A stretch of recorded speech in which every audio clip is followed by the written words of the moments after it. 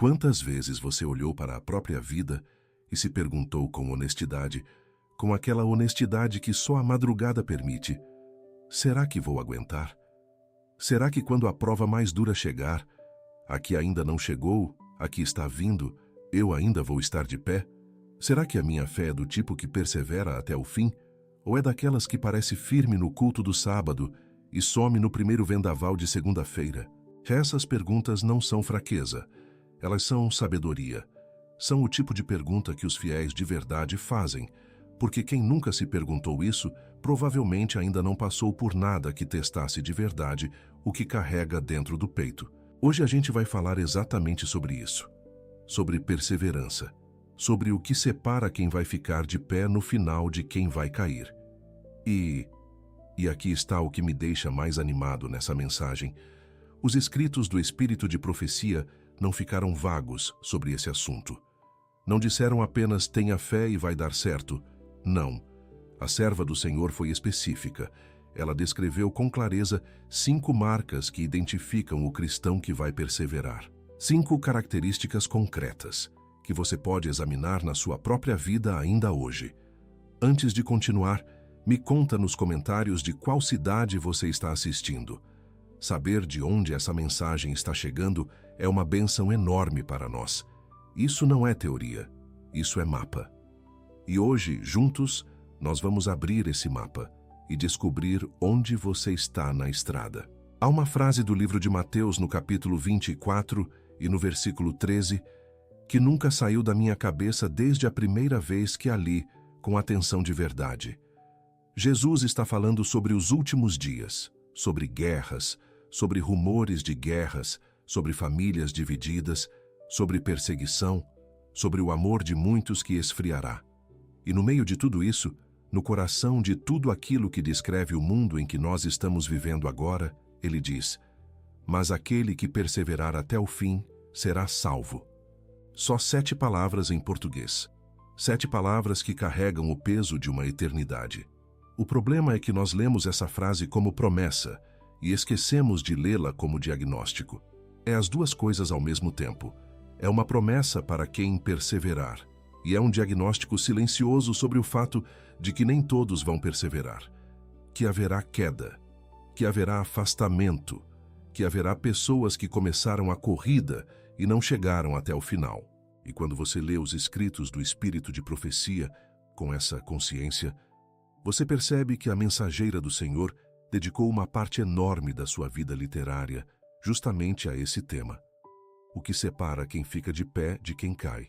Antes de continuar essa mensagem que está só começando, deixa eu fazer um pedido rápido do coração. Se você ainda não se inscreveu neste canal, faz isso agora.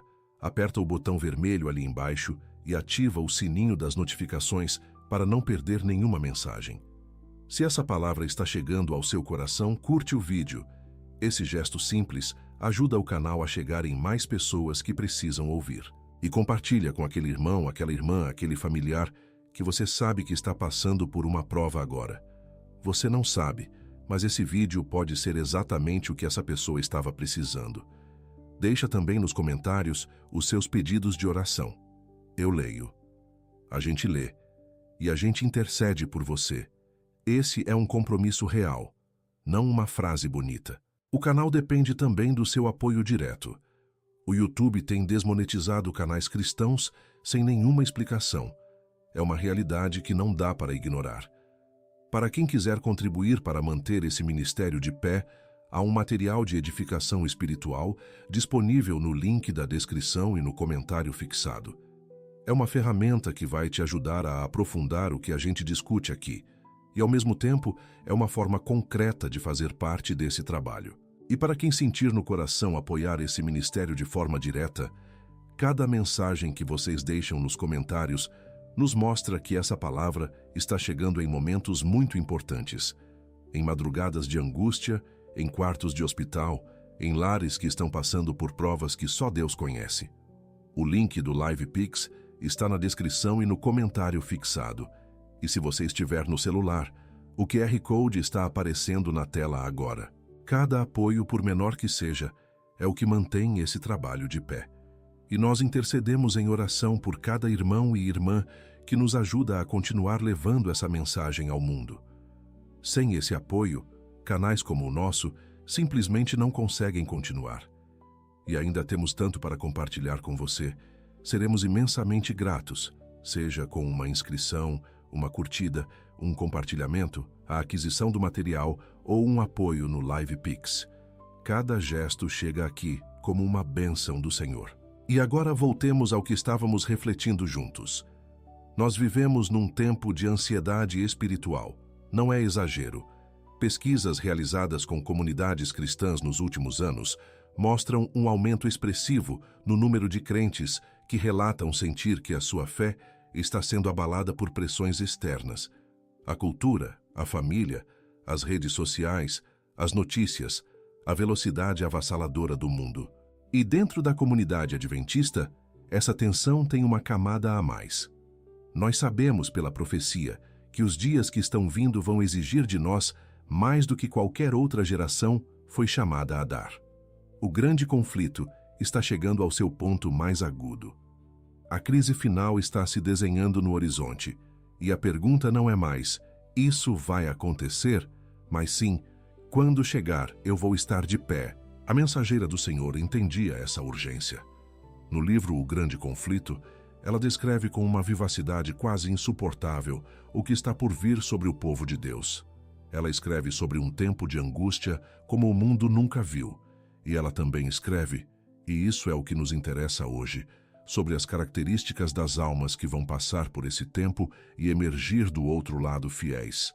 Não perfeitas no sentido de nunca terem errado, mas fiéis no sentido de nunca terem desistido de se voltar para Deus, porque perseverança não é ausência de queda, é a decisão de se levantar toda vez que você cai. É Miqueias, capítulo 7 e versículo 8. Não te alegres a meu respeito, ó minha inimiga.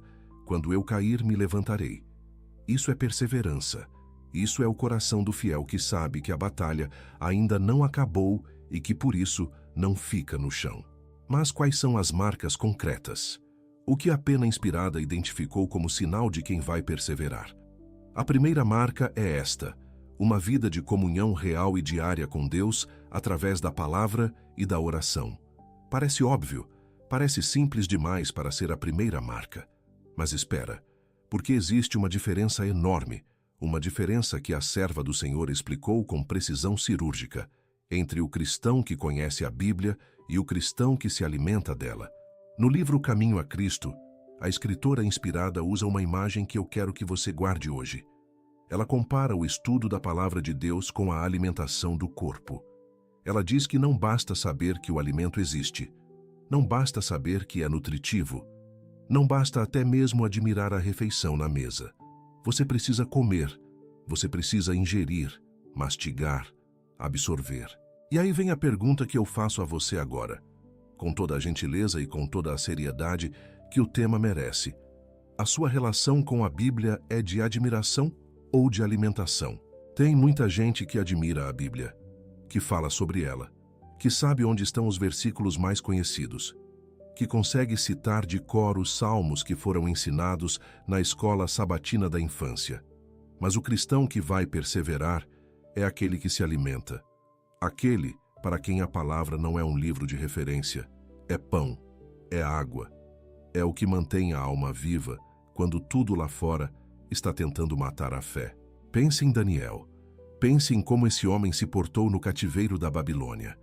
Pense na pressão que o cercava, um império inteiro tentando reformatá-lo, redefinir os seus valores, substituir os seus hábitos, mudar o seu nome e, se possível, mudar o seu Deus.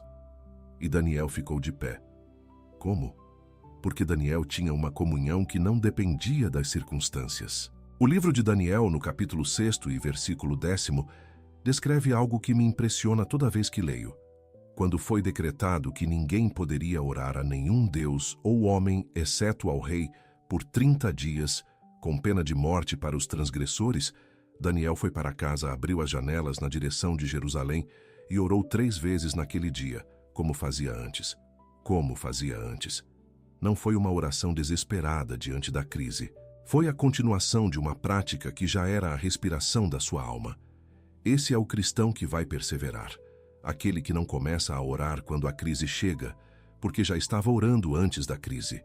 Aquele cuja comunhão com Deus não é reativa, mas constitutiva. Não é o que ele faz quando está com medo, é quem ele é. E aqui entra a oração. A escritora inspirada nas páginas de Caminho a Cristo escreve algo que eu gostaria que você gravasse em algum lugar da sua mente. Ela diz que a oração é a abertura do coração a Deus como a um amigo. Não um ritual, não uma obrigação religiosa. Uma conversa real com um pai real que te ouve de verdade. Ela diz que não é a eloquência da oração que chega ao coração de Deus, é a sinceridade. É o clamor verdadeiro da alma que reconhece a sua própria necessidade. Você ora assim? Não estou perguntando se você ora todo dia. Estou perguntando se você ora com sinceridade. Se quando você dobra os joelhos, há um coração verdadeiro naquele gesto. Porque é esse tipo de oração que forma o cristão resistente. É essa comunhão íntima e diária que constrói, ao longo dos meses e dos anos, uma alma que não vai ser derrubada por qualquer vento que sopre. A segunda marca é esta, a disposição genuína de obedecer, mesmo quando é difícil. E aqui eu preciso ser firme, com toda a gentileza que o amor pastoral exige, porque nós vivemos numa época em que a palavra graça foi sequestrada. Foi usada para justificar uma forma de cristianismo confortável que rejeita qualquer exigência real de transformação. E os escritos do Espírito de Profecia confrontam isso diretamente. No livro Os Atos dos Apóstolos, a mensageira do Senhor fala sobre a obediência como sendo inseparável da fé. Ela diz que não é possível separar o amor a Deus da obediência aos seus mandamentos, que a fé que não produz obediência não é fé bíblica. E quando ela fala isso, não está falando de uma obediência legalista, ansiosa, que tenta ganhar a salvação por mérito. Ela está falando da obediência que nasce do amor. Da obediência que diz a Senhor, eu não entendo tudo o que tu pedes, mas eu confio em ti o suficiente para obedecer. Pense em Abraão. A cena do Monte Moriá é uma das mais dilacerantes de toda a Escritura. Um pai, um filho, uma montanha, um altar e uma ordem que parecia contradizer tudo o que Deus havia prometido. Gênesis capítulo 22, versículo 3, diz algo que eu acho extraordinário. E Abraão levantou-se de madrugada. Não hesitou até o anoitecer. Não esperou para ver se Deus mudaria de ideia. Levantou-se de madrugada. A obediência dele não foi uma decisão preguiçosa.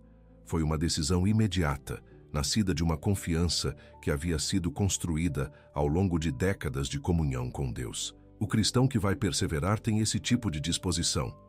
Não é perfeito. Não obedece sem nunca errar.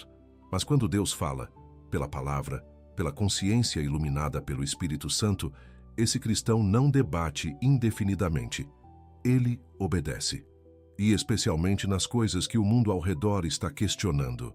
Especialmente no sábado, o sinal entre Deus e o seu povo, descrito em Êxodo capítulo 20, versículos 8 ao 11, e reafirmado em toda a Escritura como o memorial da criação e o sinal de santificação. O cristão que vai ficar de pé no fim é aquele que guarda o sábado não por tradição familiar, não por hábito cultural, mas porque ama o Deus que o instituiu e entende o que esse dia significa no grande conflito entre o bem e o mal. Você consegue apontar áreas da sua vida onde você sabe o que Deus pede e ainda não obedeceu? Não para te condenar, mas para te convidar a um passo que pode mudar o curso da sua caminhada espiritual. A obediência postergada é a semente da apostasia, e a obediência dada mesmo com custo é a semente da perseverança. A terceira marca identificada pelos escritos do Espírito de Profecia é esta: um coração humilde que não confia na própria justiça. Esse é um dos pontos mais sutis e, ao mesmo tempo, um dos mais decisivos. Porque existe um tipo de queda espiritual que não parece queda, pelo menos não de fora. É a queda de quem se torna confiante demais na própria espiritualidade, de quem olha para os próprios anos de fé, para os próprios conhecimentos doutrinários, para a própria história de sacrifício pela causa de Deus e começa, sutilmente, imperceptivelmente, a se apoiar nessas coisas em vez de se apoiar em Cristo. No livro O Desejado de Todas as Nações, a escritora inspirada narra um episódio que deveria fazer todo adventista estudioso e experiente se sentar e pensar com seriedade. Ela fala sobre os escribas e fariseus, homens que conheciam as escrituras de memória, que observavam cada detalhe da lei, que jejuavam, que davam o dízimo de tudo, que eram considerados os pilares da fé do Israel daquele tempo, e que, no momento decisivo, não reconheceram o Messias que havia chegado. Por quê? Porque a sua espiritualidade havia se tornado uma barreira entre eles e Deus. A sua certeza havia se tornado arrogância. O seu conhecimento havia se tornado prisão. A pena inspirada escreve, em testemunhos para a igreja, que os maiores perigos que o povo de Deus enfrenta não vêm de fora, vêm de dentro. E um dos mais perigosos é a autossuficiência espiritual. O eu já cheguei. O eu já sei tudo isso. O eu não tenho mais muito com o que crescer. O cristão que vai perseverar até o fim é aquele que, quanto mais anos de caminhada tem, mais percebe a sua necessidade de Cristo. É aquele que o apóstolo Paulo descreve em Filipenses capítulo 3, que, tendo muito para se orgulhar em termos religiosos e culturais, considerou tudo isso como perda diante do valor incomparável de conhecer a Cristo, que não dizia cheguei, mas sim prossigo para o alvo. Há uma beleza específica na humildade do cristão idoso que ainda se ajoelha com o coração aberto, ainda pede ao Senhor que o transforme, ainda chora diante da cruz como se fosse a primeira vez. Esse é o coração que persevera, não o coração que acha que já está pronto. Você está crescendo? Você está sendo transformado? Ou a sua espiritualidade está cristalizada num ponto do passado, como se a jornada já tivesse chegado ao destino? A quarta marca é uma que pode surpreender, a disposição de servir, especialmente quando ninguém está vendo. Existe uma conexão profunda que os escritos do Espírito de Profecia traçam com clareza entre o serviço ao próximo e a saúde espiritual da alma que serve. No livro que ela dedica ao ministério de cura e compaixão, a mensageira do Senhor descreve como o serviço ao próximo abre canais da graça divina para a própria alma de quem serve. Ela diz que aquele que se fecha em si mesmo, que vive a fé de forma individualista e isolada, murcha, que a alma precisa fluir para continuar viva, como a água que fica parada apodrece e a água que flui permanece cristalina.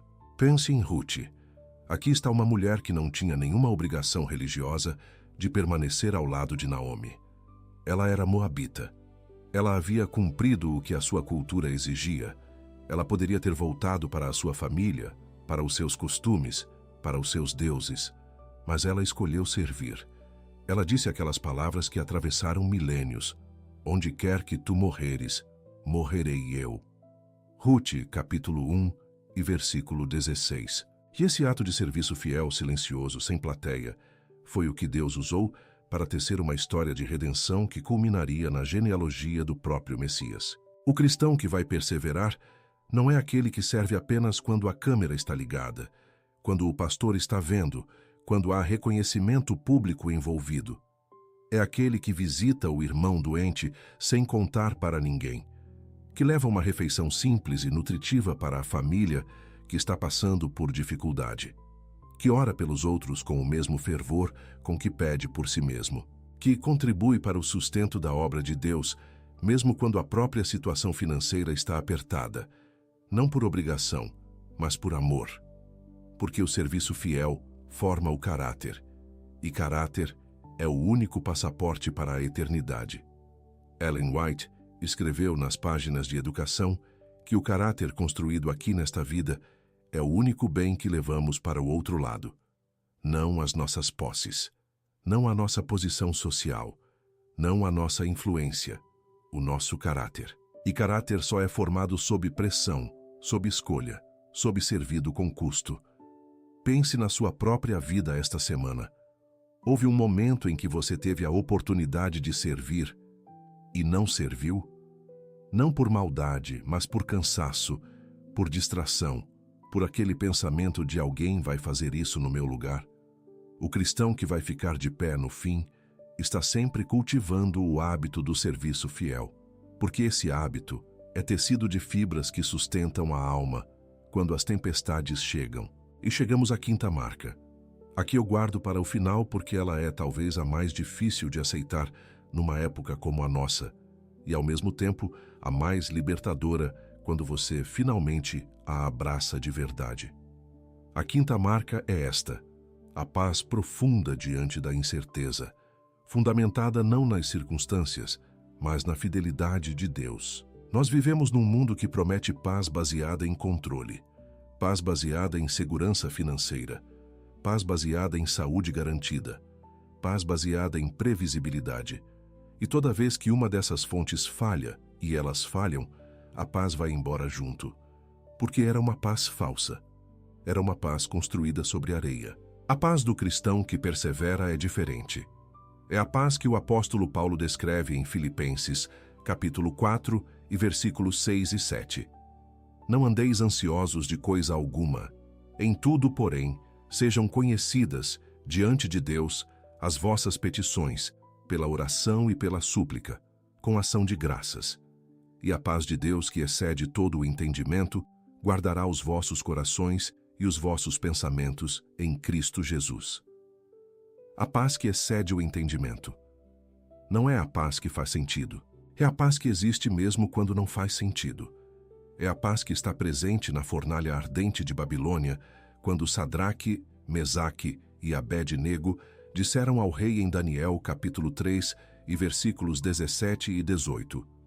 O nosso Deus, a quem servimos, pode livrar-nos. Mas e se não o fizer, saiba o rei que não serviremos aos teus deuses. Mas se não o fizer. Que declaração! Que fé! Esses 3 jovens não tinham certeza de que Deus os livraria da fornalha. Eles tinham certeza de que Deus era fiel, independentemente do resultado. E essa é a raiz da paz que persevera. Não, eu sei que Deus vai fazer o que eu quero, mas eu sei que Deus é bom, seja lá o que aconteça. A escritora, inspirada nas páginas de O Grande Conflito, descreve o povo de Deus nos momentos finais da crise terrestre, aquele tempo de angústia de que falamos antes. E ela descreve algo que me toca profundamente toda vez que releio. Ela diz que os fiéis, mesmo cercados de ameaças, mesmo sem saber o que vai acontecer no próximo momento, têm uma paz que os seus inimigos não conseguem entender. Porque essa paz não vem de nenhuma fonte humana. Vem do Cordeiro que foi morto desde a fundação do mundo. Vem da certeza de que o Deus que o sustentou em todas as outras tormentas o sustentará também nessa. Você está cultivando essa paz? Ela não vem automaticamente, ela é cultivada. É cultivada na comunhão diária, é cultivada na obediência fiel, é cultivada na humildade que reconhece que Deus sabe mais do que você, é cultivada no serviço que te tira do centro da sua própria existência e te coloca em função do bem do próximo. É cultivada na memória das fidelidades de Deus no passado, que se tornam combustível para a confiança no presente. Há uma promessa em Isaías capítulo 26 e versículo 3, que a pena inspirada cita com frequência. Tu guardarás em perfeita paz aquele cujo propósito é firme, porque em ti confia. Perfeita paz. Para quem tem o propósito firme, para quem confia. Isso não significa que você nunca vai sentir medo. Significa que o medo não vai ter a última palavra. Significa que, embaixo do medo, há uma âncora que os ventos não conseguem arrancar.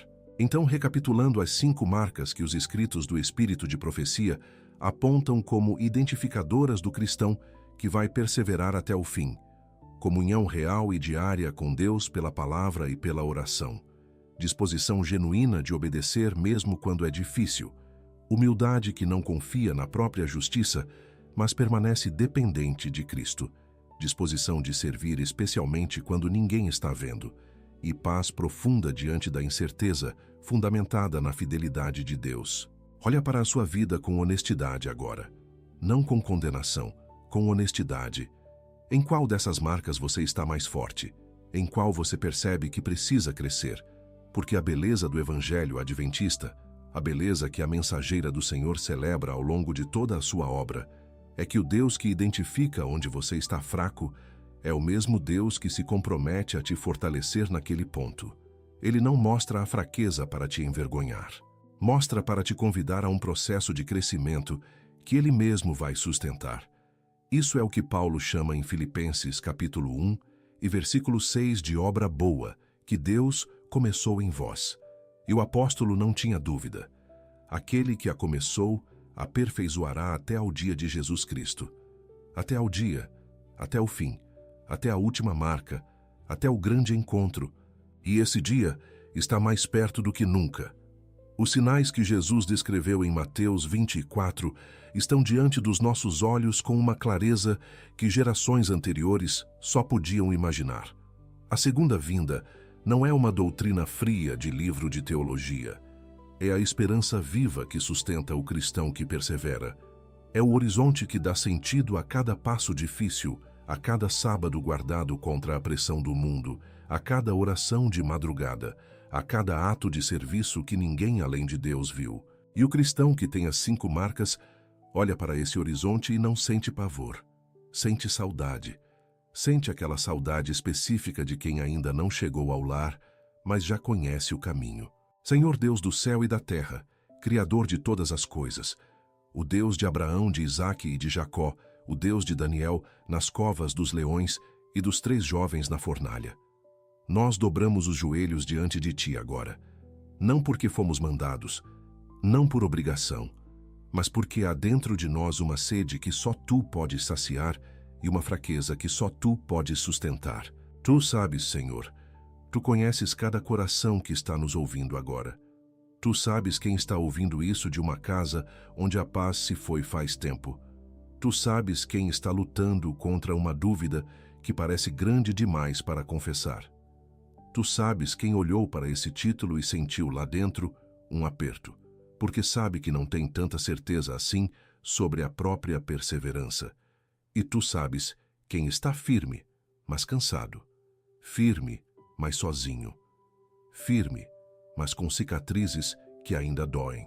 Obrigado pela Tua palavra. Obrigado por não nos deixares sem mapa nesse tempo de crise. Obrigado pelos escritos que o Espírito de profecia nos deixou. Por uma mensageira que viveu o que pregou e que nos deixou um legado de clareza e de esperança que atravessa gerações. Obrigado por ser o mesmo Deus de ontem, de hoje e para sempre. Obrigado porque a Tua fidelidade não depende da nossa fidelidade. Intercede agora, Senhor, por cada irmão e cada irmã que está passando por prova de fé, pelos que estão doentes, que ainda aguardam a grande ressurreição, e por aqueles que estão aqui e precisam da Tua cura, pelos lares que estão em crise, que Tua presença entre neles como o príncipe da paz, pelas famílias com filhos que se afastaram da fé, que o mesmo amor que foi correndo ao encontro do filho pródigo corra também ao encontro deles, pelas finanças destruídas, pelos empregos perdidos, pelos sonhos adiados, que Tu sejas o sustento quando tudo o mais falhar. Pelos pedidos de oração que foram deixados nos comentários, Tu os conheces pelo nome, Senhor. Tu vês o que há por trás de cada pedido, cada diagnóstico que assusta, cada relacionamento que sangra, cada vício que envergonha, cada mágoa que foi guardada em silêncio por anos. Toca nesses corações com a Tua mão que não tremeu na cruz, que não tremeu na ressurreição, que não vai tremer no retorno. Nós declaramos sobre as nossas vidas o que a Tua palavra declara, que somos mais do que vencedores por meio daquele que nos amou, que nenhuma tribulação, nem angústia, nem perseguição, nem nudez, nem perigo, nem espada nos pode separar do amor de Deus que está em Cristo Jesus, nosso Senhor. Declaramos que o mesmo Cristo que intercede agora no santuário celestial, como nosso sumo sacerdote, como nosso advogado, como aquele que pôs o seu próprio sangue sobre o propiciatório, esse Cristo está ao nosso lado hoje, que a sua mediação não terminou, que há ainda graça, que há ainda tempo, e declaramos com toda a força que a Tua palavra nos dá, que quando o grande dia chegar, quando os céus se abrirem e o Filho do Homem aparecer em toda a sua glória, com todos os seus anjos santos, com poder e majestade que nenhum olho humano ainda contemplou, que nós estaremos de pé, não porque fomos perfeitos, mas porque fomos fiéis, não porque não caímos, mas porque toda vez que caímos, nos levantamos e nos voltamos para ti, porque perseveramos, porque as 5 marcas que a tua serva identificou foram cultivadas nas nossas vidas com a tua ajuda. Pela tua graça, sustenta essa fé, Senhor. Aviva-a onde está morna, restaura-a onde foi ferida, fortifica-a onde está abalada. E que quando aquele dia glorioso chegar, e ele vai chegar, nenhum de nós esteja faltando. Que possamos nos reunir todos, de cada cidade, de cada estado, de cada país de onde essa mensagem chegou, diante do trono do Cordeiro, para cantar a canção dos remidos. Em nome de Jesus, o nosso Salvador, o nosso intercessor, o nosso Rei que voltará. Amém. Perseverar não é não cair. Perseverar é se levantar toda vez, com os olhos no Cristo que já venceu. Eu quero te deixar com uma última pergunta, e quero que você pense de verdade antes de responder. Não pense na resposta certa, pense na resposta verdadeira. Das 5 marcas que a mensageira do Senhor identificou, qual delas você sente que o Senhor está chamando a sua atenção para fortalecer agora nessa temporada da sua vida? Me conta nos comentários, porque a sua resposta pode ser exatamente o encorajamento que outro irmão ou outra irmã precisa ler hoje. Compartilha esse vídeo com alguém da sua família, da sua igreja, do seu grupo de mensagens. Alguém que você sabe que está numa prova e precisa de uma palavra de firmeza, porque perseverança não se caminha sozinha. É na comunidade dos fiéis que a gente sustenta um ao outro até o grande dia. Que o Deus da paz, que ressuscitou dentre os mortos o nosso Senhor Jesus Cristo, o grande pastor das ovelhas, pelo sangue do eterno concerto, vos aperfeiçoe em toda a boa obra, para que façais a sua vontade, operando em vós o que é agradável diante dele, por Cristo Jesus, a quem seja a glória para todo o sempre. Amém. Até a próxima mensagem, com o amor de Cristo sobre cada um de vocês.